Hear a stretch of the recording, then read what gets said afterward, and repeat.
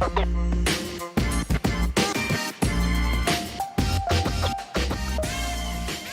and welcome to All About Community. My name is Robert L. Harris and I am your host. Today I have as my guest Mr. Dante D. King.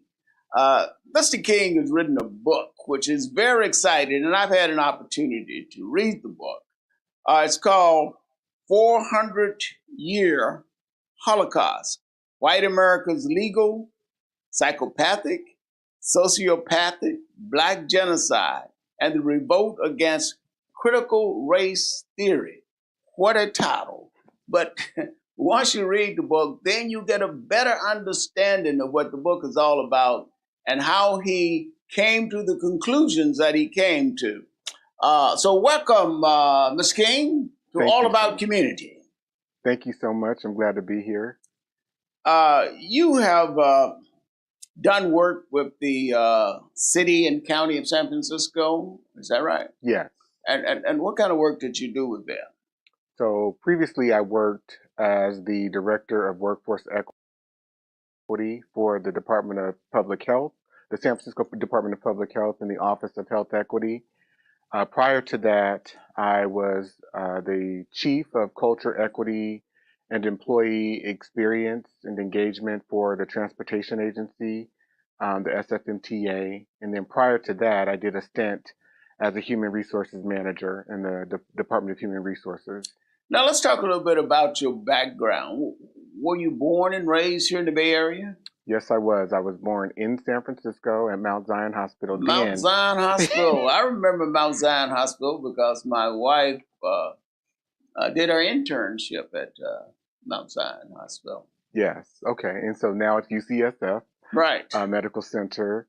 And but I was raised between San Francisco and Oakland. I went to grade school for the first 11 years of my life. And then we had, for most of my life, since age 2, always lived in Oakland. Mm-hmm. But we lived here, but then my mom worked in San Francisco. We went to school there. And then at around age 11, she transitioned us into the Oakland Public School District. Oh, really? Mm-hmm. Good. I came out to California in 1960 to finish my last year of high school over at Oakland Tech.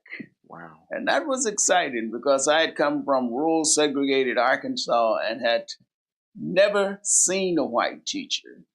Had always gone to segregated schools. And I tell you, when I walked into that building at 44th and Broadway, it was like a whole new world. And of course, I'm certain that some of the people that saw me said, well, now, what is that little colored boy doing here? But I was there. Now, you have written a book, as I indicated in the introduction. Why did you write this book, and why did you give it the title of the 400-Year Holocaust, etc.? So I wrote the book because I wanted to contribute something to a larger body of work, a larger community of authorship of books that have been written about the Black experience in America. My primary reason was to really send a message to Black people, Black American people, in helping us to really pick apart and understand the delusion of whiteness, the delusion of the white American construct, the delusion of white institutions that we exist in, that really provide all of our life-sustaining activity and mobility, and to help us to understand how the violence that Black people experience, both past and present, was really one of the main objectives of whiteness and of white people in their what they call conquering and or domination of non-white people, and most specifically Black people, and helping us to understand that the racism, of the 1600s is still the racism of today, and that it is very, very intentional, that white people have created a culture that gives everyone in this society the right to mistreat, abuse, and degrade Black people. Well, I think the governor of Florida would disagree with you on that because he seems to think that black folks were done a favor by coming over here as slaves and then being taught certain trades. What do you think of that nonsense? That's right. And so Dr. Bobby Wright, and I quote him in my book, he said in the 1970s that white people are psychopathic when it comes to Black people. And even Dr. Alvin Toussaint, who was the dean of Harvard Medical School for a number of years, he says that whiteness is a mental illness. And so you hear these very um, uneducated, ignorant, perverted assertions Are they made. really uneducated and ignorant, or are they deliberate? They are uneducated and ignorant, and because they live within a delusion of whiteness, of white supremacy, because everything about their history has told them that it is okay to be violent against Black people, because everything in their experience has told them that Black people are inferior. Of course, you would have someone um, as ignorant and as perverted as Ron DeSantis to make the assertion that slavery was somehow a favor to Black people. It's maniacal when you think about it, and he is totally um, delusional. Well, Ron DeSantis is certainly delusional. He is not uneducated. He is Harvard educated. So that means whatever he says is deliberate.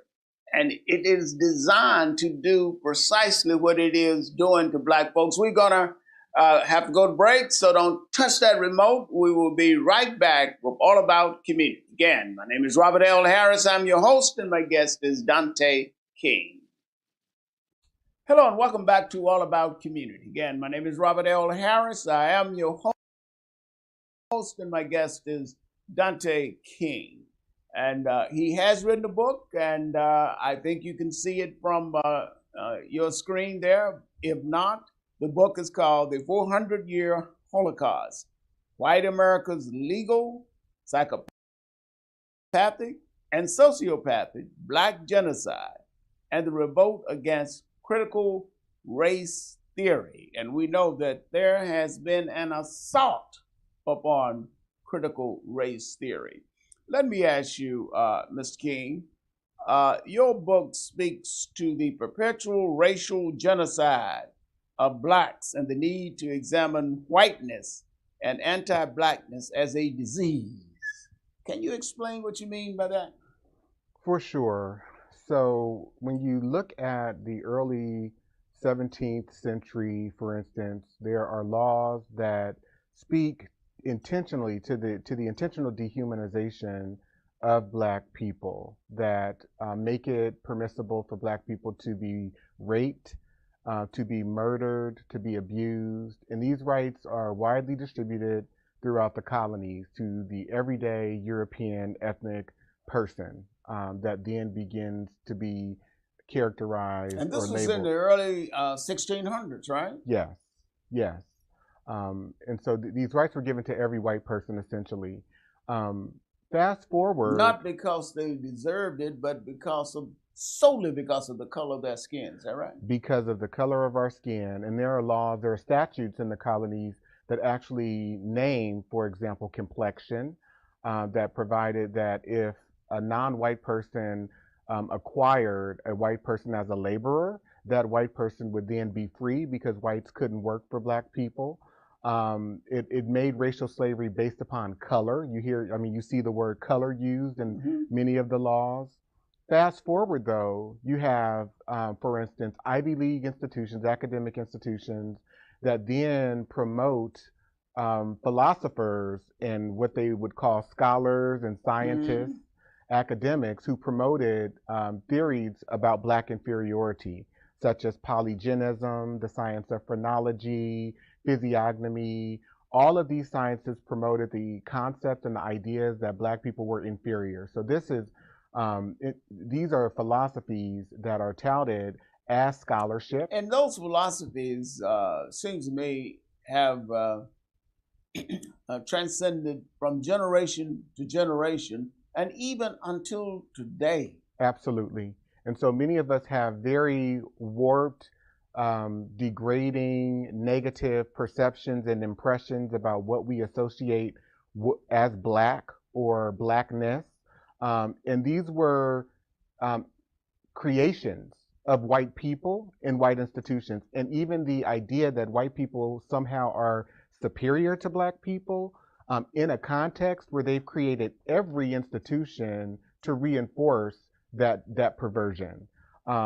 It's they've created their economic system, their educational systems, their political government systems to promote what Albert Clegg said in the 70s were white objectives. White people use the institutions to promote white purpose. And so we're living within that reality today. The other thing, though, that I'll say, when we talk about the anti-black aspect, they also have used every institution in this country against black people. And I define that and really chronicle that very clearly through laws and court decisions that I share in my book. Yeah, I think you do an excellent job of laying that out. But what people tend to forget is that the whole economic structure of this company was built upon free labor. That's right. Give me some people that will work for me for free, and I can tell you I would be a multimillionaire right away. That's right. Absolutely. And I love the fact that you just called America a company because that is essentially what it is. This country is a business and it has run on the business of low wage labor and for the most of this country's history, free labor that was taken from black people. That's why even when we have a conversation around reparations, for instance, these people feel they feel no sense of debt or in no sense of you know any way that they would be commissioned or convicted rather to recognize the contributions of black people that black people have made in this country. And so therefore that's a non-issue for them. And there has, I don't recall, never been an official apology for slavery. Is that right? Right. I would no. I mean, not that I can point to. Yeah. Not that I can point to. Not in any meaningful, tangible way. And these people are not apologetic. Most of them. Most of them are not apologetic. Well, they claim they did us a favor. That's right.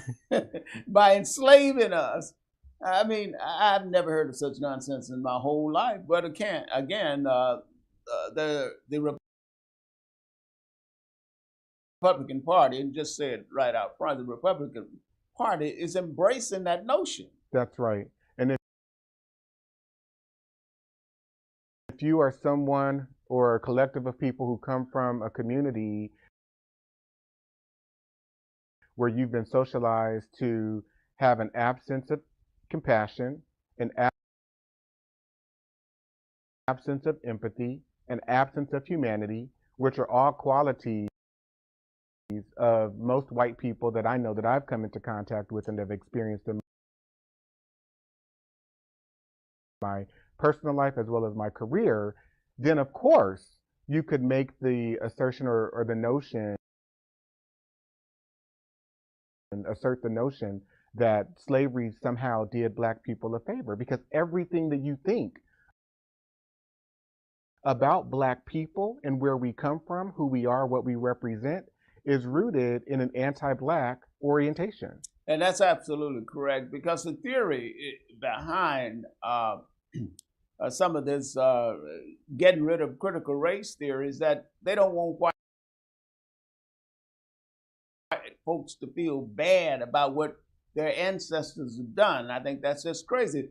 History is history no matter what, and you cannot unwrite history.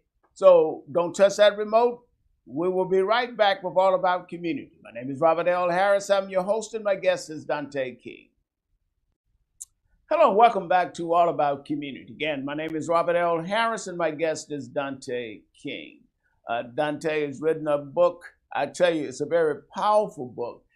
And if you read it closely, it really refutes a lot of the stuff you currently hear about critical race theory. Let's talk just for a minute or two about critical. Why is there so much emphasis on getting rid of critical race theory? Because it seems to me it's just history. It is, and people are using it as a political tool because they know that most people won't really dig into understanding what it is actually really about. And to the point that you just made, it's really a detailing of history and analyzing and making the case through that analyzing of history that all of the things that we see today Mm-hmm. as a reality have been manufactured through state level, federal level legislation, as well as local policies and the enforcement of such. Yeah. Now, the Supreme Court just recently decided to outlaw affirmative action. Any thoughts on that? Sure. I mean, it's no different than one of the Supreme Court decisions in 1883 that outlawed that black people would not have rights to jury service or public accommodations, even after we had been given those rights through the 14th Amendment, through the 15th Amendment. The Supreme Court, we've seen through this country's history, can overturn legal precedent, and they do. And there are And they many do. That's correct. Correct. there are many cases when they have decided against themselves. For example, I look at the 1917 case Buchanan v. Worley, where they Mm-hmm. decided that racial discrimination in housing was against the law. You see 9 years later in two cases, Corrigan v. Buckley, that allowed for developers to deed properties with whites only titles and deeds that made those properties only exclusively available to the white community. And then also Euclid v. Ambler.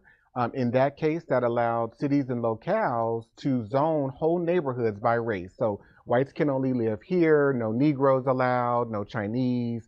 So we see the Supreme Court, this history of the Supreme Court ruling against itself. And so no one should be surprised or shocked because there's much precedent for what's happening in this moment. Yeah, absolutely. I've seen it over the years from Dred Scott to Brown versus the Board of Education to Plessy versus Ferguson. It pretty much depends on who is in power. In other words, many of the decisions of the United States Supreme Court are based solely, as the recent one was, on politics. And you can talk all this theory all you want, but it was based on pure politics. The only thing changed about the United States Supreme Court in the last couple of years or so uh, was the composition, That's right. and that's not a good thing. Let's talk for a moment about the economic value of whiteness. Uh, is uh, is there an economic value to whiteness? There's infinite value to whiteness. Whiteness shapes people's impressions, interpretations of behavior. It shapes everything. And so Cheryl Harris, I quote her in my book in a paper she wrote in 1993, where she says in the paper "Whiteness as Property" that whiteness Mm-hmm. is the most valuable property that one can have in this country, and it's absolutely true. I mean, you can see two people expressing discontent. And if the person is black, there are Mm-hmm. all of these negative judgments that are made. If the person is white, particularly white women, there are accommodations made for their behavior. People cater Mm-hmm. and want to serve and support them. Right. Now, what about reparations, which is very popular and controversial? Should reparations be paid to blacks, Absolutely. and why? You have, for example, in 1862, President Lincoln signing the Homestead Act, Mm-hmm. which almost exclusively gave preference to white immigrants and white Southerners when it came to getting 160 acres of land. And that was amended in, for example, 1909, I believe, to 320 acres of land, right? All of what we think white people have achieved or that they have gotten It has been done through policy, through laws and And laws policy that favored white that folks. favored white people. That favored white people. This is a pro-white country, and so if we are being honest about this country's history and how white people have enforced laws and policies for their benefit and the benefit of white people, we need to also do the same for black people. Absolutely. As matter of fact, what about the 40 acres and a mule? Matter of fact, you can keep the mule and just give me my 40 acres right downtown San Francisco, and I would be very, very happy. As a matter of fact, why don't we just change that and put it in Manhattan, New York, so That's that right. I can get more economic value for my 40 acres. And that's, as I said before, they can just keep the mule. So, you know, we just have to come to grips, as you do in your book, with some of the injustices that have been inflicted upon black folks and will continue to be inflicted upon them until we resist. Let me say that we got to go to break. We will be right back with All About Community. Again, my name is Robert L. Harris, and my guest is Dante King. Welcome back to All About Community. Again, my name is Robert L. Harris. I am your host, and my guest is Dante King. You wrote a letter in your book to Spike Lee. What inspired that, and what was that about, briefly? It was based on the movie School Days and the message at the end of that movie where he is saying to black people that we have to wake up. We must wake up. And I really just, that movie meant a lot to me. It's from my childhood, and I just wanted to give a shout out to him. Okay, very good. Now, in your book, how you discuss so many things, and you bring us, I guess, all the way from 1619 up to where we are today. Uh, how how can a person who really wants to get a copy of this phenomenal book do so?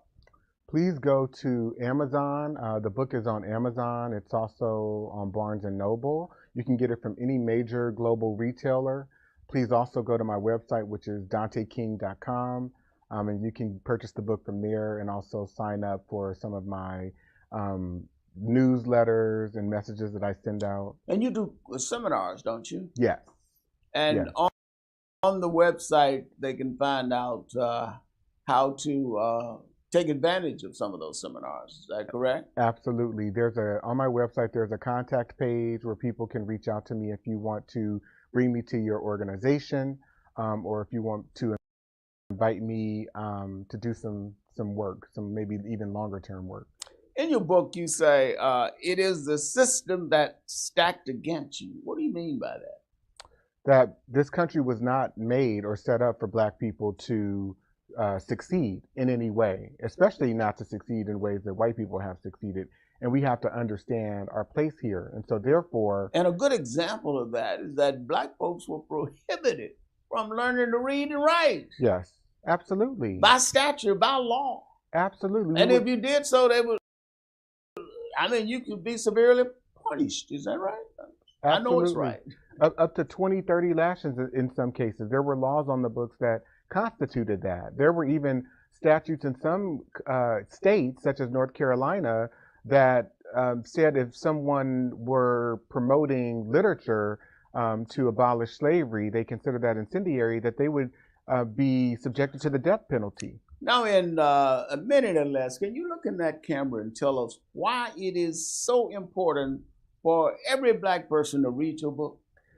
We need to understand our history, number one, but if you are seeking mental liberation, to understand that the reality that black people live within today, some of the realities that you may be facing in your lives that have been challenging, that it's not your fault at all. It is not your fault. It is the fault of white institutions and people that white people have given permission to. Some even look like us, to mistreat black people and to really manage our pain. There are economies of black pain. And I go into that in the revised version of my book.